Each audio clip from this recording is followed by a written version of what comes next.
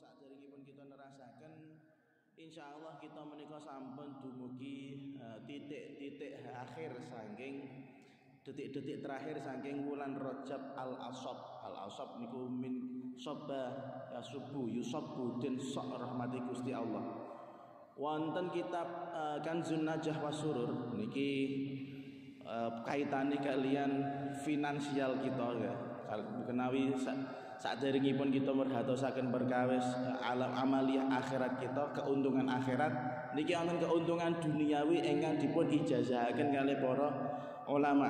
Tinggi kitab Kanzun Najah Wasurur dipun terangaken kalian Syekh Ali Al-Ajburi teng kitab Khulasatul Athar dipun dawaken anna man qara'a fi akhir jumu'ah min Rajab wal khatibu 'alal mimbar Ahmadu Rasulullah Muhammadun Rasulullah 35 marrah la tanqadi'ud darahim min yadihi tilka sanah.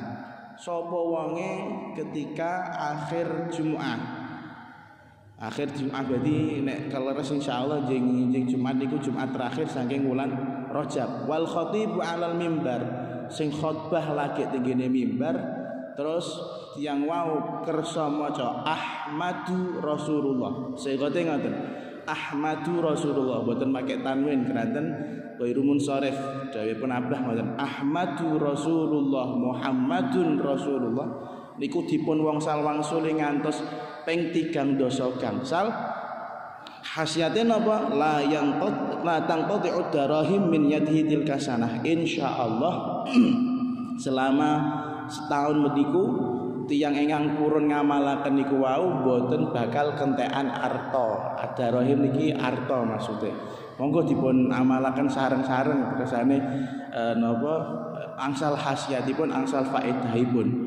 Saking maos Ahmadu Rasulullah Muhammadun Rasulullah. Mila bapak-bapak ibu-ibu niki mangke senasa ibu-ibu boten Jumatan kan mangke saged mirengaken sing khotbah lagi lapo lah. Nek khotbah berarti maca iku. Ampun bapak etok. Kira-kira nek bapak sing mangkat insyaallah ngantuk, kathah ngantuke biasane niku. Maka ibu-ibu juga harus mengamalkan niki kersane ora tukaran watake ora tau ngamalake niki. Kula namung ngemutaken alhamdulillah kula raosaken selama kula ngamalaken niki boten nate kentekan arta. Insyaallah ngoten insyaallah. Monggo dipun amalaken. Mun mujarab, sudah mujarab dipastikan sapa Mas Dena para wali ya. Para wali awak dhewe niki namun nganut-nganut wali.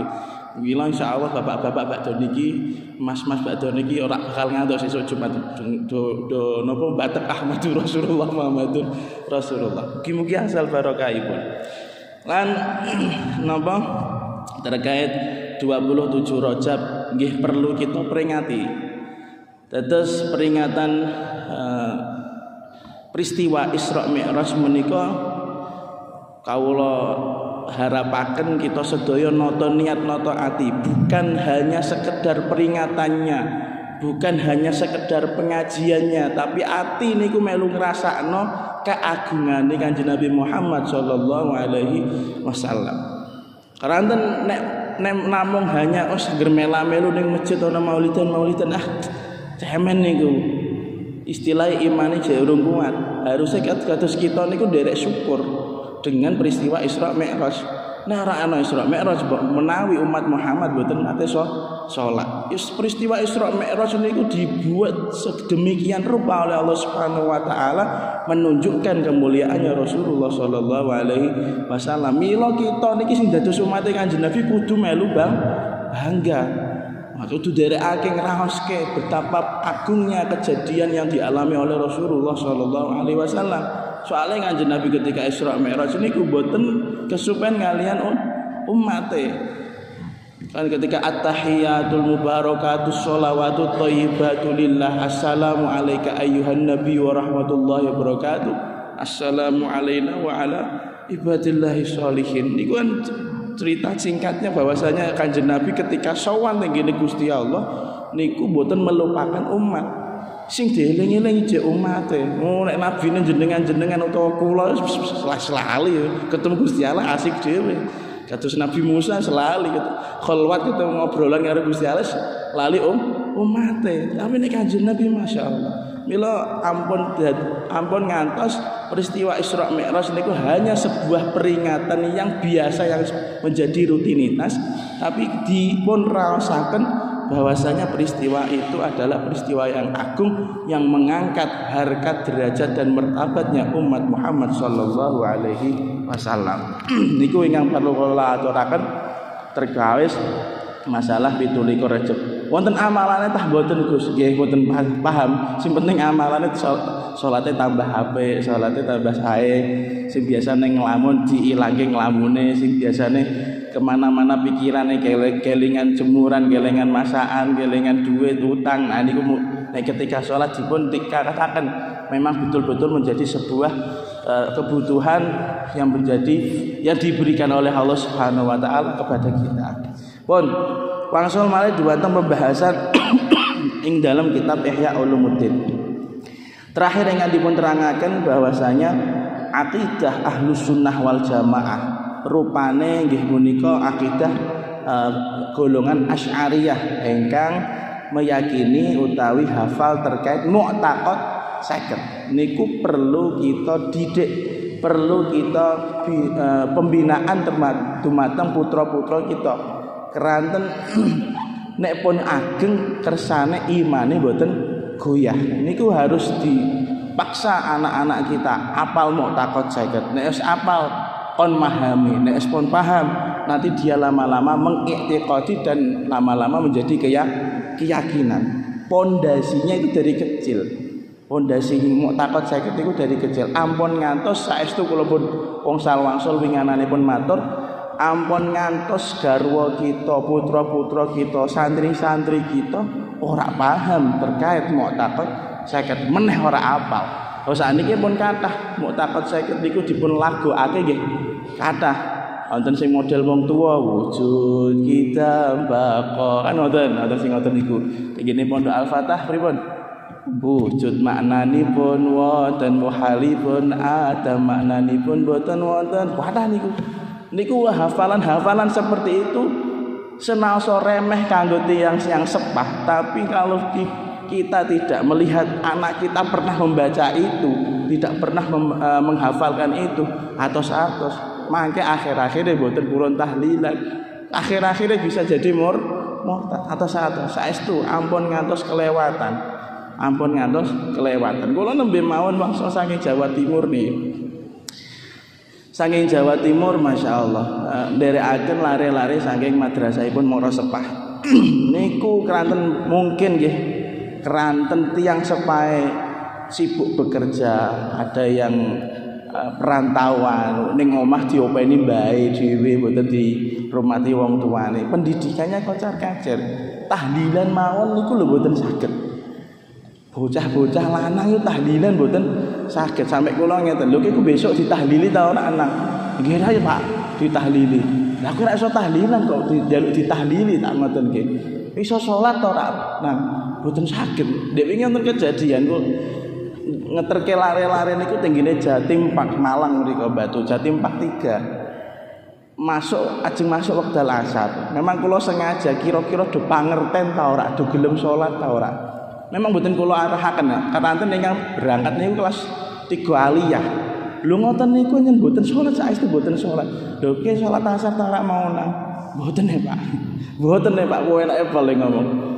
Ya nek ngono berarti ki qadha ra bari kingko. Mboten usah Pak, ampun qadha.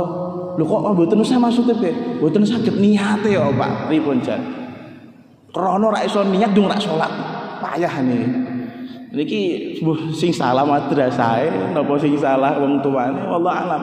Ala kulli hal kita sebagai orang tua jangan hanya melimpahkan pendidikan itu hanya kepada madrasah atau terus lepas tangan wis mending tak sekolahno aku butuhe makani anakku tok, nyandangi anakku tok, ngeki bensin anakku tok, ngeki kuota anakku tok sing badane iku urusane sekolah. Mboten saged. Kedah sarang-sarang ayo bareng-bareng pripun jaga masa depane putra-putra kita. Kathah niku kejadian kados ngoten niku. Akhire kula nggih ya ngurut-ngurut dodo mawon berarti kula kedepannya harus berlaku bagaimanapun kula paham insyaallah kedepannya. Dados nek memang mboten saged napa ngajari piyambak ya berarti kudu tegel-tegelan mondokno anake. Han ngoten. Kathah kok tiyang sepah ingkang napa istilahnya peduli dengan pendidikan anak. Nek sekolah formal, sekolah esok iya tapi kudu sekolah diniyah barang niku nggih. Nek wonten sakniki kan diniyah kados dipateni niku. Paling enak yen mondokaken, paling enak emang mondokaken. Monggo saestu dibina niki. Ranten itulah yang menjadi aset terbaik kita dunia akhirat. Nek mboten nonton bocah, mboten nonton putra, mboten nonton keturunan, niku sinten melih sing ndongaake. Wong kita nika mboten imam, kita nika mboten imam mujtahid kados Imam Nawawi. Jomblo lah tapi kan sing ngelingi keapiane kathah. Awak dhewe nek mati kok elah ora iso. Kok terus arek iki jek dawa amale kurang ning donya niki. Putra-putra niku aset yang diberikan oleh Allah Subhanahu wa taala dumateng kita, kersane kita didik sak maksimal mungkin. Berat tapi hasilnya luar biasa. Pun niku terkait tauhid yang harus kita atau secara umum ilmu agama yang mendasar yang harus kita ajarkan dumateng putra-putra kita. Ampun ngantos kecolongan. Lajeng wingi sampun dumugi pembahasan bahwasanya kalau kita berbicara ilmu tauhid niku biasanya bersinggungnya kalian yang namanya ilmu kalam, ilmu debat. Nek menawi ilmu tauhidnya mendasar, ilmu debat niku mboten perlu diajarkan. Tapi nek ilmune mulai santri wis gelem mondok pon 10 tahun, 20 tahun ngene pondok niku kudu belajar ilmu jadal, ilmu debat. Nah niki ingin pembahasannya dumugi tentang bagaimana hukumnya mempelajari ilmu jadal atau ilmu debat. Pertama, dumugi cerita bahwasanya ada segolongan ulama, bahkan ulama salaf kados Imam Syafi'i, Imam Maliki, Imam Ahmad bin Hambal dan lain-lainnya mengatakan mempelajari ilmu debat itu hukumnya haram. Boten Pak, boten bareng. Ilmu debat dipelajari itu hukumnya haram. Bahkan secara ekstrim lagi Imam Syafi'i ngendikan, apa hukumane wong sing belajar ilmu debat? Hukumannya adalah dipukul, digebuki, terus diarak sak kampung. Nah niku hukumane takzirane wong sing belajar ilmu debat. Lajeng itu pendapat yang pertama. Pendapat yang kedua ngendikan bahwasanya laisa kullu syai'in min masailil kalam haram. Tidak semua pembahasan ilmu kalam, tidak semua pembahasan ilmu debat itu hukumnya haram. Ono sing halal, ono sing haram. Dalile napa?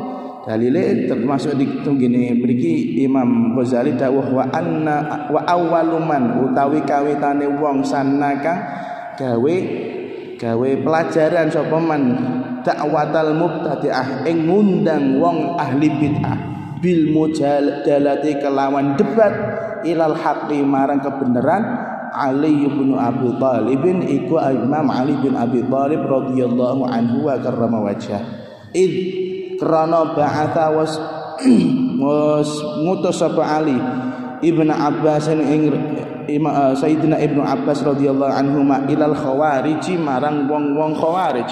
Fakallama mongko debat sapa Ibnu Abbas hum ing khawarij. Faqala mongko dawuh sapa Imam Ibnu Abbas ma ing apa tangkimuna padha nyela utawa ngelek-ngelek sapa sira kabeh ala imamikum ing atase imam ira kabeh. Qalu mongko padha ngucap sapa khawarij qatala was merangi sapa Ali walam yasbi lati ora gelem nyandra nyekel sapa Ali walam yahnam lan ora gelem ngrampas rampasan perang.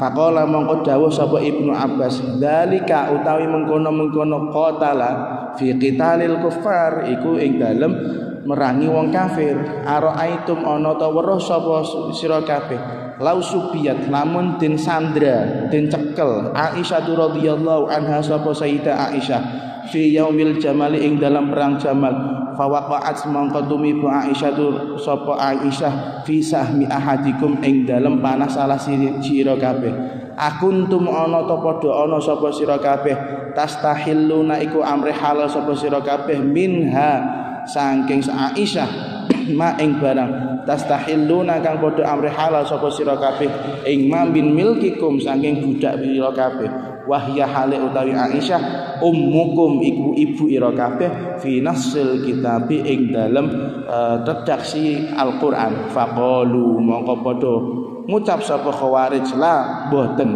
faraja mongko bali minhum sang sapa minhum saking khawarij ila taati marang taat bi mujadalatihi sebab debate Sayyidina Ibnu Abbas sing balik sapa alfani sapa wong 2000. Wau kula aturaken bahwasanya pendapat yang kedua tentang mempelajari ilmu kalam, ilmu debat bahkan menguasainya itu adalah boleh karena tidak semuanya itu haram. Dalilin apa? Imam Ghazali dawuh wong sing pertama kali menggunakan ilmu debat adalah Sayyidina Ali bin Abi Thalib. Riyen Sayyidina Ali nate ngutus mengirim anak buah yang bernama Sayyidina Ibnu Abbas radhiyallahu anhuma. Ibnu Abbas terkenal cerdas. Kawe cilik niku nyantrine kali Kanjeng Nabi, khidmah kali Kanjeng Nabi didongake Kanjeng Nabi Allahumma faqihhu fiddin wa 'allimhu ta'wil, didongakno ahli agama, didongakno ahli tafsir. Niku Sayyidina Ali ngutus minta perbantuan kalian Ibnu Abbas kangge ngalahake wong-wong Khawarij. Orang-orang Khawarij niku napa? Orang-orang yang merasa kecewa dengan keputusan yang diambil oleh Sayyidina Ali bin Abi Thalib. Padahal dulunya mereka adalah pengikut setianya Ali bin Abi Thalib, tapi karena kecewa dengan putusan pemimpin, maka mereka membelot. Makanya kharaja yakhruju, Khawarij metu saka barisan, metu saking golongan. Akhirnya dipun debat kalian kalian Sayyidina Ibnu Abbas. Sayyidina Ibnu Abbas dawuh kalian orang-orang Khawarij. Kowe gene yo ta karo Sayyidina Ali kok ora gelem nurut. Gene yo ta karo Sayyidina Ali kok suwurik murak karuan. Padahal kalian dulunya adalah orang-orang yang setia. Lah saiki kok malah membelot. Ali lapo-lapo mbok salah-salahno, mbok kafir-kafirno. Nah, bibit-bibit Khawarij Wahabi sami kados riyen ngoten niku. Saya bahkan Khawarij ngendikaken wong sing dosa gedhe kan niku termasuk kafir kan ngoten. Kowe apa kok serik karo Ali? Dijawab kalian wong-wong Khawarij. Yo serik ra. Wong ndek ngadakno perang tapi kok gak gelem menyandra tawanan perang dan ndak mau mengambil ghanimah, harta rampasan perang. Terjadi begini kepemimpinane Sayyidina Ali bin Abi Thalib itu beberapa peperangan, tapi bukan perang antara muslim dengan kafir, tapi antara Islam karo Islam. Nah menurut pendapatnya Khawarij, kan sepodo perangi harusnya nek menang perang ya kudune gelem menyandra tawanan perang, nek gelem kudune melu menikmati hasil rampasan perang. Dijawab kali Ibnu Abbas, lho sing perang model ngono iku kan ora karo wong Islam dah. Nek perange jelas karo wong kafir oleh ngoten jawab. Iku nek perang karo wong kafir Allah, ana sandra Allah, ana ghanimah bener Allah. Tapi nek karo wong Islam yo ora iso ora oleh. Jawab Sayyidina Ibnu Abbas ngoten. Bahkan ditantang lagi, diunggahi kali Sayyidina Abu Abbas. Wes ngene coba pikiran, misale ning ngene perang Jamal, perang yang terjadi antara golongan setianya Sayyidina Ali dengan golongan setianya Sayyidah Aisyah. No gone perang Jamal iku ana Sayyidah Aisyah. Kowe ngerti gene perang tersebut Sayyidah Aisyah kalah. Misal ana panah, ana pedang sing ngasik natoni Sayyidah Aisyah. Terus Sayyidah Aisyah kalah perang. Terus perang terus mbok sandra ngono. Iso ngono iku pikiranem tutup ngono iku. Kowe nyandra Ummul Mukminin, kowe nyandra garwane Kanjeng Nabi, kowe nyandra ibumu dhewe. Ngono kok tutup akalem. Ngoten iki kali Sayyidina Ibnu Abbas. Jadi akhirnya dijawab waqalu la ya nggih nek ngoten ora iso ra Ummul Mukminin kok disandra didadekno tawanan perang, didadekno budak wae mboten saged. Akhirnya dari hasil debat tersebut raja'a minhum alfan. Sing gelem tobat niku wong 2000. Berarti debat niku yo kadang ana barokahe. Niku salah satu contoh dari dari contoh manfaatnya ilmu debat. Akhiripun pripun di Imam Ghazali dawuh famal mukhtar. Kemudian yang menjadi pilihan yang mana, apakah ilmu debat atau ilmu kalam itu boleh dipelajari ta ora, apik ta ora? Jawabanipun secara general ngeten.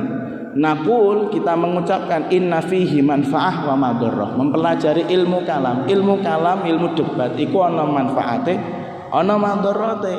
Nek memang manfaate akeh maka halal dipelajari, halal dikuasai, boleh dikuasai.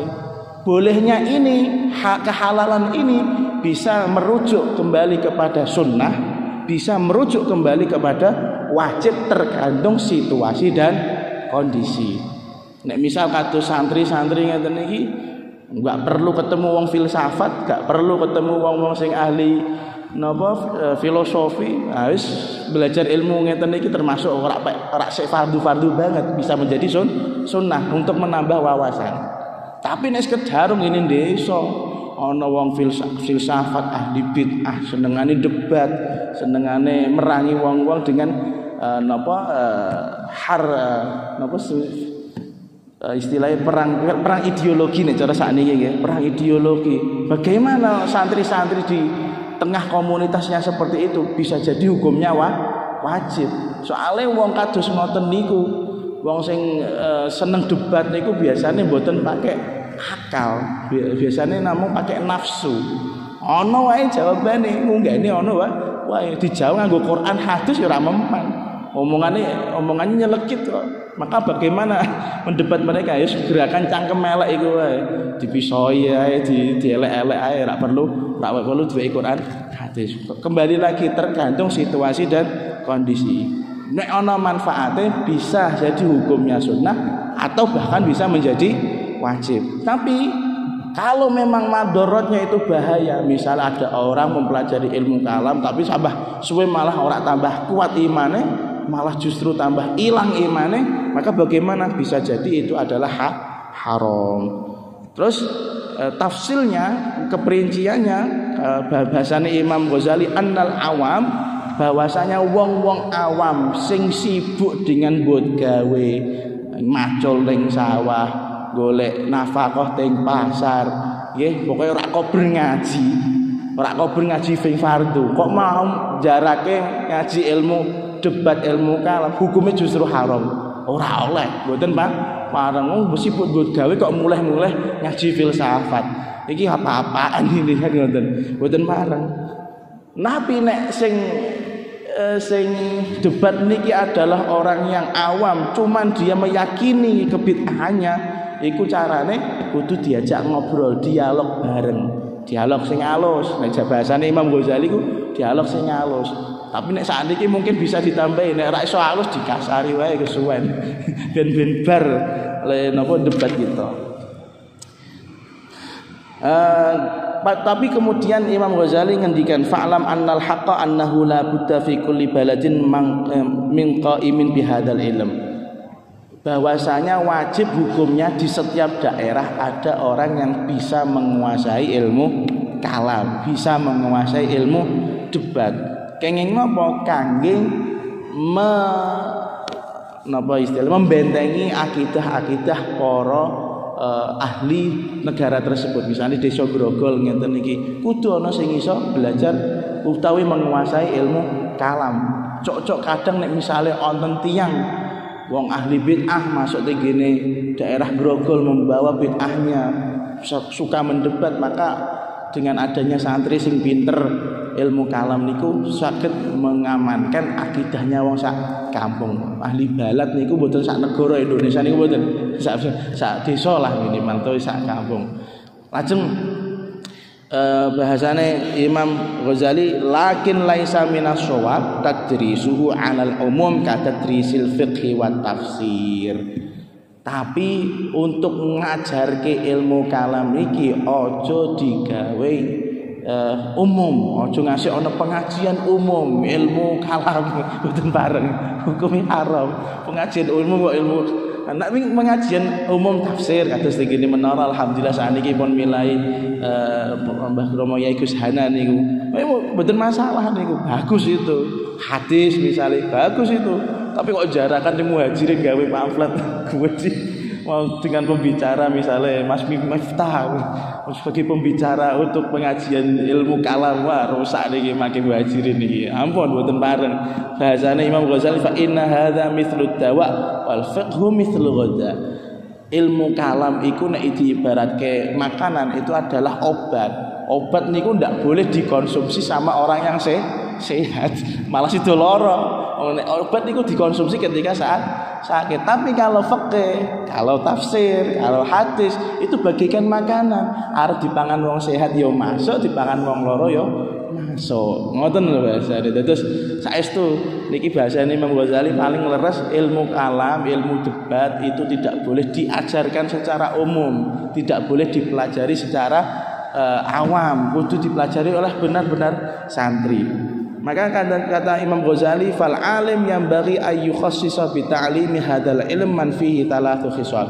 Syarate wong alim sing oleh ngajarake ilmu kalam niki sing diajari kudu duwe sifat 3 niku. Harus punya 3 sifat. Kalau salah satunya ndak ada, ndak boleh ngajarke ilmu kalam, ilmu debat. Yang pertama at-tajarrud lil ilmi wal hirsu fihi. Fa innal muhtarifa yamna'uhu syughul 'an istismam wa izalati syukuk idza udidat. Siji sifate wong sing boleh belajar ilmu kalam, ilmu jadal, ilmu debat adalah orang yang betul-betul sedang sinau, tidak sibuk dengan kegiatan yang lain, tidak sibuk dengan cari nafkah, tidak sibuk dengan mencari uang untuk membutuhkan kebutuhan kehidupannya, betul. Berarti betul-betul sedang ngaji, sedang nyantri. Ini syarat niki boten enten ya, berarti boten bareng sinau ilmu kalam. Syarat yang kedua al-dzaka wal fatonah wal fasoha. Fa innal balid la yantafi' bi fahmihi. Kudune sifat yang kedua orang yang boleh mempelajari ilmu kalam kudu sing cerdas, kudu sing limpat akale, aja kopong, aja goblok.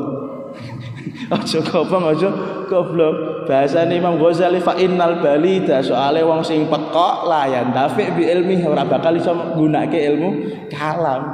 Wah, itu bahaya niki. Dip hati-hati dip ya, dan orang-orang yang bodoh-bodoh niki ampun belajar ilmu kalam. Bahaya. Orang ahli ini dicekoki ilmu ngenean, wah terjadi bang. Terus syarat yang ketiga ayyakuna fi tab'ihi shalah wa diyanah wa taqwa wa la takunu syahawat ghalibatan alaih.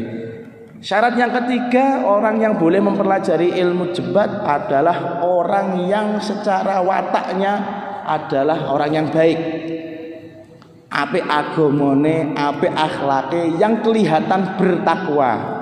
Soale nek wong sing mempelajari niki wong fasik malah menjadi bumerang bagi kita. Dadi fasike digawe dalil. Fasike niku dikuati dengan dalil, bahaya. Harus ada 3 sifat ini. Nek sifat iki gak ana ya wis, ora usah belajar ilmu kalam. Deni niku mangke. Dadi ilmu debat itu hanya boleh dipelajari oleh orang yang memiliki 3 sifat. Yang pertama, wong sing bener-bener sedang nyantri, tidak sibuk dengan kegiatan yang lain. Yang kedua, orangnya harus cerdas, orang goblok tidak boleh sinau ilmu kalam. Yang ketiga, orangnya harus terlihat apik agamane, ora fasik, ora nakal, ora ahli bid'ah. Mila saking menika akhirnya dipun akhiri pembahasan niki kalian Imam Ghazali wa arafta. Nek wis ngono kalian ngerti alasane Imam Syafi'i mengharamkan nopo, alasane Imam Maliki yang mengharamkan ilmu kalam niku kenging nopo. Boten karena ilmunya, tapi karena bahayanya ilmu tersebut kalau dikonsumsi atau dipelajari oleh orang yang tidak pas, oleh orang yang tidak benar. Lajeng sakbadane pembahasan ilmu kalam terus kakak pembahasan terkait ilmu akidah. Beliau beliau rawuhaken atau mendatangkan beberapa dalil-dalil wujud, dalil qidam, baqa mukhalafatul hawadits ila akhirih niku mangke babe panjang. Cuma wonten ingkang setunggal ingkang menarik kangge kawula. Nggih menika pembahasan ma wajhu qaulis salaf. Apa yang menjadi landasan orang-orang ulama salaf sing mengucapkan ana mukminun insyaallah. Insyaallah ki aku wong iman. Bahasa kados ngoten niku ku pripun? Wong awam misalnya ana wong aku insyaallah iman. Kaya napa iki iman tenan ta insyaallah ngoten lho. Iman tenan ta ora? Maka pembahasan iki sangat menarik kangge kula. Oleh ta ora ana wong Islam muni insyaallah aku iman, insyaallah aku ora kafir niku angsal ta mboten. Keranten ternyata ada beberapa ulama yang mengatakan seperti itu. Di antara pun qala Ibrahim ibn Adham wasdawuh sapa Al Ibrahim ibn Adham idza qila lamun nalikane ditangkletake laka dumateng panjenengan pitakonan apa amuk minun anta amuk minun ana ta iman sapa panjenengan amuk minun ana ta beriman anta utawi panjenengan faqul mongko ngucap sapa sira la ilaha illallah dawuh la ilaha illallah wa qala marrah lan ngucap sira sepisan qul ngucap ana utawi ingsun la asyukku ora syak ora mamang sapa ingsun fil iman ing dalem iman wasu'aluka utawi pitakonan ira iya ya marang ingsun bid'atun iku bid'ah waqila nggih. Terus nek Imam Ibrahim bin Adham ketika ditanya mbah pripun hukume misale diwonten takon jenengan iku iman ta ora? Insyaallah aku iman. Iku bahasane Imam Ibrahim bin Adham nek ana wong wani muni ngono insyaallah aku iman kudune muni la ilaha illallah meneh. Kudune biar dianggap murtad. Nek ana wong muni la ilaha illallah aku insyaallah iman iku cara Imam Ibrahim bin Adham iku termasuk murtad kon maca tauhid meneh, kon maca syahadat meneh. Nah, terus dawuh Imam Ibrahim bin Adham kudune aja muni ngono. Nek wis kedarung muni ngono kudu maca tauhid meneh, syahadat meneh. Terus diterusno anala asyuku fil iman. Aku ora wong sing mamang ning kene iman. Kowe takon kok model ngono iku lho bid'ah. Disalah to sing takon. Terus niki beberapa pendapat bagaimana hukumnya orang yang mengatakan aku insyaallah beriman. Imam Ibrahim bin Adham ngedawuh bahwasanya wong sing kaya ngono iku sampun keluar dari Islam. Terus tapi ternyata beberapa imam juga wonten sing dawuh. Kados Imam Ats-Tsauri ngendikan nahnu mu'minuna billahi wa malaikatihi wa kutubihi wa rusulihi. Kita ini adalah orang-orang yang beriman kepada Allah, percaya pada Rasul, percaya adanya kitab, percaya adanya malaikat, percaya adanya para rasul. Tapi wa manadri wa nahnu indallahi taala. Tapi kita enggak tahu hakikat kita di hadapannya Allah Subhanahu wa taala itu bagaimana. Berarti kaya Imam Sufyan Ats-Tsauri bener ke nek misale ana wong mukmin aku insyaallah beriman ora masalah. Berarti ada dua pendapat. Nggih, kula wangsuli meleh bagaimana hukumnya mengatakan aku insyaallah beriman, insyaallah wong mukmin. Niku pripun menyikapine? Imam Ibrahim bin Adham ngendikan wong iku murtad. Tapi Imam Sufyan Ats-Tsauri ngendikan ora masalah. Soalnya kita ndak tahu hakikat keimanan kita kadarnya seberapa di sisi Allah. Maka terus bagaimana cara tengahnya mensikapi pendapat-pendapat ini? Jawab Imam Ghazali, anna hadzal istitsna sahihun wa lahu arba'atu aujuh. Ketika ada orang mengatakan aku insyaallah iman, maka hal itu bisa dibenarkan dengan salah satu dari 4 alasan. Yang pertama, alasan yang pertama al-ihtiraz minal jazmi khaifatan ma fihi min tazkiyatin nafs. Alasan yang pertama, orang kalau mengatakan aku insya Allah beriman, niku menghindarkan diri dari yang namanya ngepek-ngepek awake dhewe.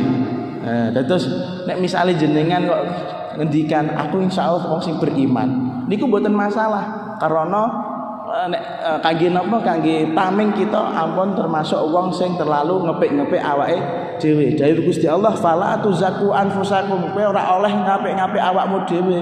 Wong awake dhewe kok diapik-apik mula oleh. Alasan yang pertama seperti itu. Yang kedua, alasan yang kedua, at-ta'addub bi dzikrillah taala fi kulli hal. Nek ana wong muni kula insyaallah beriman, kula insyaallah wong mukmin, maka boleh dikatakan seperti itu asalkan alasannya karena andap asor, ngeling-ngeling kalian Gusti Allah Subhanahu wa taala di setiap tingkah. Kados kita niki misale Kang sesuk sida ziarah Pekalongan, insyaallah mengikutkan nama Allah di setiap kegiatan kita. Ngoten maksudnya. Maka ini termasuk bagian dari at-ta'addub, beradab, bersopan santun kepada Allah Subhanahu wa taala. Sing kados ngeten niki mboten masalah. Sing kados ngeten niki mboten masalah. Terus alasan yang ketiga, mustanaduhu asyak wa ma'nahu anna ana mu'minun haqqan insyaallah. Idz qala Allah Ta'ala liqaumin makhsusin bi a'yanihim ulaika humul mu'minuna haqqan. Alasan yang ketiga, ketika ada orang mengatakan aku insyaallah beriman, iku oleh penyebabnya adalah keraguan yang ada di dalam diri sendiri. Maksudnya pripun? Nek oleh kita diperbolehkan mengucapkan hal tersebut. Kita diperbolehkan untuk mengucapkan aku insya Allah termasuk wong beriman. Soalnya kita niki boten yakin mukminuna haqqan tah boten. Wong sing iman temenan tah boten. Soalnya kita mengertosi antara imane wong alim karo wong awam niku beda. Imane para wali karo wong-wong biasa niku beda. Dawe Gusti Allah kan ngoten, ulaika humul mukminuna haqqan. Wong-wong kae, para nabi, para rasul, para wali imane temenan. Tapi nek ulaika sing iku durung tentu sing kaya wong ngono lah. Nek misale wonten tiyang mamang aku termasuk sing golongan sing hakul iman tah boten, mengatakan aku insyaallah beriman niku boten masalah. Boten masalah. Keranten boten sedaya saged memastikan dirinya adalah orang yang iman temenan tah boten. Niki wasyakku fi kamalil iman haqqun min wajhin. Jenengan merasa boten yakin dengan kesempurnaan keimanan panjenengan niku bisa boleh karena dua alasan. Yang pertama min haitsu innan nifaq yuzilu kamalal iman. Yang pertama adalah takutnya adanya rasa munafik di dalam hati, yang mana kemunafikan tersebut akan mengurangi kesempurnaan iman. Mila nek dawuh kula insyaallah beriman, nah niku mboten masalah. Keranten kita mboten saged memastikan nek atine awake dhewe iki wonten sifat munafik napa mboten. Yang alasan yang kedua, annahu yakmulu bi a'malit ta'at wa la yadri wujudaha 'alal kamal. Keimanan niku akan lengkap kalau diiringin dengan kesempurnaan taat. Lah kita sendiri tidak bisa memastikan apakah ketaatan kita sempurna napa kira monggo Gusti Allah. Bener salate 5 waktu niku bener-bener 5. Subuh ya dilakoni, zuhur dilakoni, asar dilakoni, maghrib dilakoni, isya dilakoni. Tapi kan kita tidak tahu apakah semuanya diterima apa enggak. Gitu betul. Apakah subuh itu ditampa ta ora?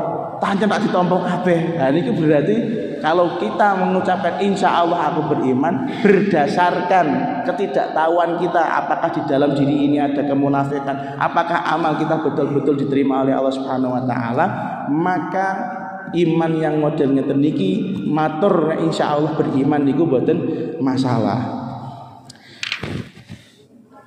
Lajeng niki wonten sebagian perkataan utawi cerita tentang kemunafikan kula sampai akan waqala ba'dul ulama lan dikustawu sapa sebagian ulama aqrabun nasi utawi sak parek-pareke manusa minan nifaqi saking sifat munafik man iku wong nyara kang weruh sapa man annahu ing sak temene man bari'a iku bebas sapa man minan nifaqi saking munafik. Para ulama salaf dawuh wong sing paling cedhak dengan sifat kemunafikan yaiku wong sing ngarani awake dhewe iku lepas dari sifat munafik. Kula wangsule meleh wong sing paling cedhak karo kemunafikan yaiku wong sing ngarani dhewe ora munafik. Mila nek matur ana mukminun insyaallah, aku insyaallah mukmin iku ya wis mempere, maceme. Maceme. Wasami alan wasmirek Ibnu Umar sapa Imam Ibnu Umar radhiyallahu anhu rajulan ing wong lanang. ya ta'arradu kang nyacat sapa rajul lil hajjaj marang hajjaj faqala mongko ngucap sapa Ibnu Umar araaita ana ta weruh sapa sira laukana lawan ana sapa hajjaj hadiran iku hadir yasma'u mirengake sapa hajjaj akunta ana sapa sira tatakallamu iku ngomong sapa sira fihi ing dalem hajjaj faqala mongko ucap sapa hajjaj la boten faqala mongko ngucap sapa Ibnu Umar kunna ana sapa kita para sahabat na'uddu iku milang-milang sapa sahabat hadza ing ya ta'arrad nifaqan ing kemunafikan ala ahdi Rasulillah ing atase zamane Nabi Muhammad sallallahu alaihi wasallam. Terus munafik niku macam-macam. Kula wangsule meneh alasan orang boleh mengatakan aku insya Allah adalah orang yang beriman karena dikhawatirkan di dalam hatinya ada sifat munafik. Nah sifat munafik niku jika ada orang yang mengatakan dirinya adalah orang yang terbebas dari kemunafikan, justru dia adalah orang yang paling dekat dengan kemunafikan. Munafik niku macam-macam, sifat munafik niku macam-macam. Bahkan niki wonten criyos Ibnu Umar Sayyidina Ibnu Umar radhiyallahu anhu nate mireng ana wong ngelek-ngelek Hajjaj. Hajjaj niki memang terkenal walek erak karuan. Nuwah kali erak karuan khalifah sing nakal. Nek misale dicacat diribah niku member. Macem soalnya memang wong nakal. Ana Ibnu Umar niku mireng tiyang niku ngelek-ngelek Hajjaj. Lajeng Ibnu Umar takon, "Kowe ngono niku ngelek-ngelek Hajjaj. Terus misalnya Hajjaj nek ngarepanmu, kira-kira kowe gelem ngomong ngono ta ora?" Kayak ngelek-ngelek Hajjaj kan soalnya Hajjaj ora nang ngene ngarepanmu. Tapi misalnya Hajjaj nek ngarepanmu mbok elek-elek temenan ta ora? Terus wong mau matur, "Mboten mosok ana wong enek ngarepan tak omongno eleke ngoten." Terus dijawab kalian Imam Ibnu Umar, "Lah kaya ngono iku lho munafik nek zamane Kanjeng Nabi. Kowe kaya ngono iku lho munafik zamane Kanjeng Nabi." Wah medeni niki. Berarti wong sing kaya ngono iku muni aku insyaallah beriman iku bener. Aku insyaallah beriman iku bener lah.